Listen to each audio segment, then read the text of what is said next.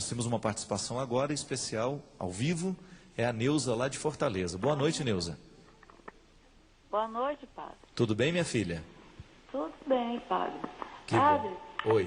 Eu perdi um filho com 25 anos, tem 3 anos, vítima da violência, né? Vítima de um assalto. E eu não superei, padre, até hoje. Eu choro muito, peço para morrer, é muita saudade. Foi uma perda, assim, inesquecível, né? Perder um filho nessa idade. Ele já era formado em engenheiro civil. E eu estou passando por muita depressão, padre. Eu entendo, minha filha. Me dê uma orientação. Claro, com prazer.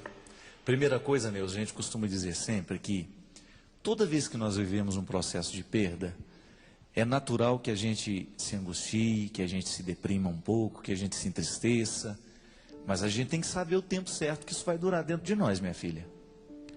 É claro que se os seus olhos estiverem apenas na perda que você sofreu, você não vai conseguir superar. Eu acredito que um pouco daquilo que eu estava falando valha para você também. O que você pode fazer com a saudade que ficou desse filho? Transforme-a em coisa boa. Pense se o seu filho gostaria de ver você do jeito que você está hoje. Você acha que algum filho gosta, vocês que estão aqui, né?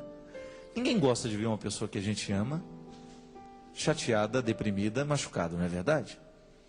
Essa regra vale para a gente poder ressuscitar as pessoas.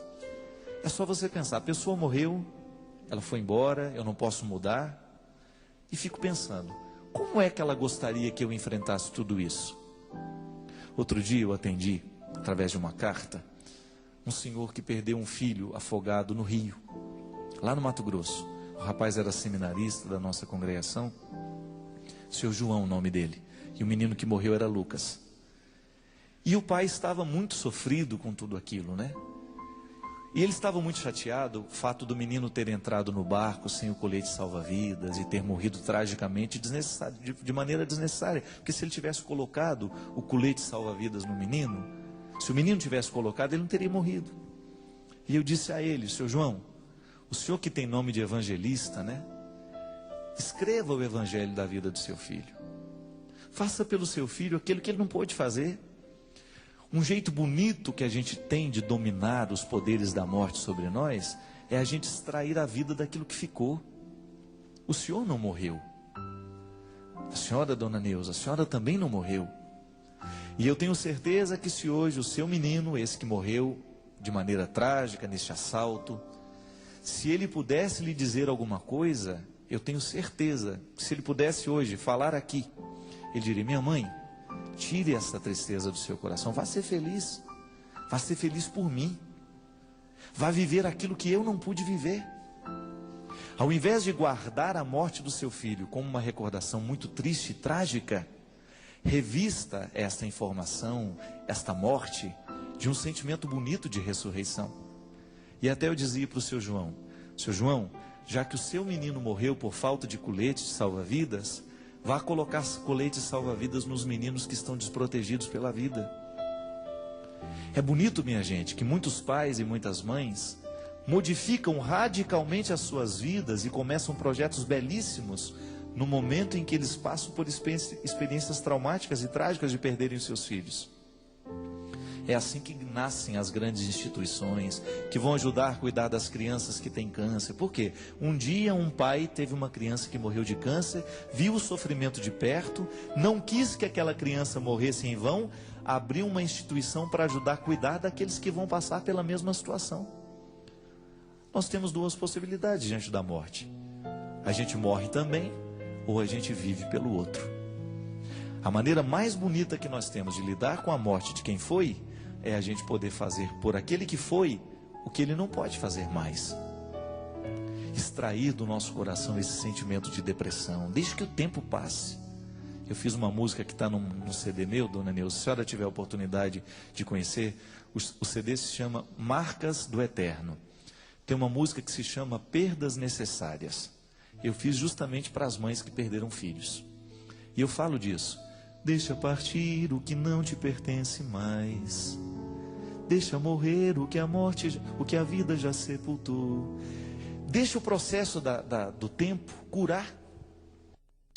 A minha mãe sempre dizia com muita sabedoria, e eu acredito nisso mesmo. Não só minha mãe, tanta gente já falou isso para mim, mas eu me lembro dela falar: fica tranquilo que o tempo é o remédio para tudo. E é verdade. Quantas coisas parecem insuportáveis no momento em que a gente vive, mas depois que o tempo vai passando, parece que o tempo tem uma pomada, não é? Não é que para de doer, é que dói diferente. Essa semana, por exemplo, eu senti uma saudade muito grande do Robinho. Estava ouvindo o CD novo dos Cantores de Deus, que tem a voz dele. Então eu estava vindo de São Paulo, aí começou a tocar a música que ele cantava. Eu precisei até parar o carro, tanto que eu chorava dentro do carro. Aí parei o carro e era como se ele estivesse ali comigo. E eu chorei de novo a morte do meu amigo, 1 ano e meio depois. Mas eu posso lhe dizer que a gente vai chorando diferente. O choro vai ficando diferente, a saudade vai ficando diferente, porque ela vai se desprendendo do desespero inicial. Agora, o desespero ele vai embora à medida em que a gente manda. À medida em que a gente substitui as lembranças ruins por lembranças boas, à medida em que a gente faz uma modificação dentro do nosso coração, à medida em que a gente coloca uma tinta diferente na parede. Me lembro que quando a minha irmã morreu, dona Neuza, eu não permiti que a minha mãe voltasse para casa. Sabe por quê? Aquela casa estava tão cheia de lembranças da minha irmã. Aquela casa estava com cara de morte. Mesmo porque lá em Minas naquele tempo, foram há 10 anos atrás, a gente ainda não tinha essa história de velar no velório. A gente velava dentro de casa. E quando a gente vela uma pessoa que a gente ama dentro da nossa casa, aquela lembrança fica por muito tempo. Você passa na sala, as primeiras noites são terríveis. E eu sabia de tudo isso porque meu pai tinha morrido há um tempo atrás. Eu pensei, vou fazer o seguinte: a nossa casa já estava precisando de reformas. Vamos reformar nossa alma junto. Não deixei, do sepultamento da minha irmã, nós já fomos lá para a casa da tia Toninha, que nos acolheu, a gente ficou um tempo lá. E a gente não tinha muito dinheiro para fazer reforma, a gente fez o que pôde. Meu irmão mesmo, Geraldo, foi conduzindo, a gente mudou a cor das coisas, a gente modificou, a gente fez um banheiro diferente. Quando a minha mãe voltou para casa, 1 mês e meio depois, sei lá se foi isso, 1 mês e meio, era como se alguma coisa já tivesse ficado diferente. Quando a gente modifica o nosso espaço, parece que alguma coisa modifica dentro de nós também. São atributos humanos, são recursos humanos que a gente tem que buscar no momento desse desespero. Eu conheço pais, eu conheço mães que os filhos morrem e eles não desmontam o quarto, gente. Permanece tudo como se o filho fosse voltar. Isso pode no primeiro momento parecer bonito, mas não é não, isso é trágico. O Chico Buarque tem até um verso bonito, né, que ele diz: saudade é o revés de um parto. É arrumar um quarto para um filho que já morreu. Não. Organizar o luto significa a gente ter coragem de fazer o espaço ser diferente. Não vai voltar. Eu não tenho que me iludir.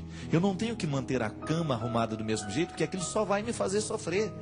Eu tenho que desmontar o ambiente. Você lembra que nós recebemos aqui um dia um testemunho de uma senhora que tinha perdido a mãe e ela não tinha coragem de tocar na roupa da mãe, tinha que ficar tudo do mesmo jeito e aquilo já tinha se passado 2 anos e o sofrimento cada vez pior?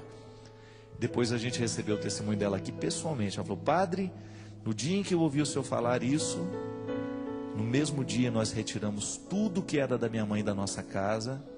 Não é que a gente quis esquecer da minha mãe, é que a gente quis lembrar sem desespero. Porque o quarto arrumado, tal qual era no tempo dela, isso é recordar com desespero e não pode. E às vezes, dona Neuza, eu não conheço, a gente não teve tempo de conversar, mas pode ser que a senhora ainda não tenha tido a coragem de retirar tudo o que precisava ser retirado. Que a lembrança que a senhora guarde do filho seja imaterial. Porque lembranças materiais sempre nos causarão feridas. Sempre que você pegar aquele negócio que tem escrito, que tem aquilo, você pode ter certeza que você vai sangrar mais.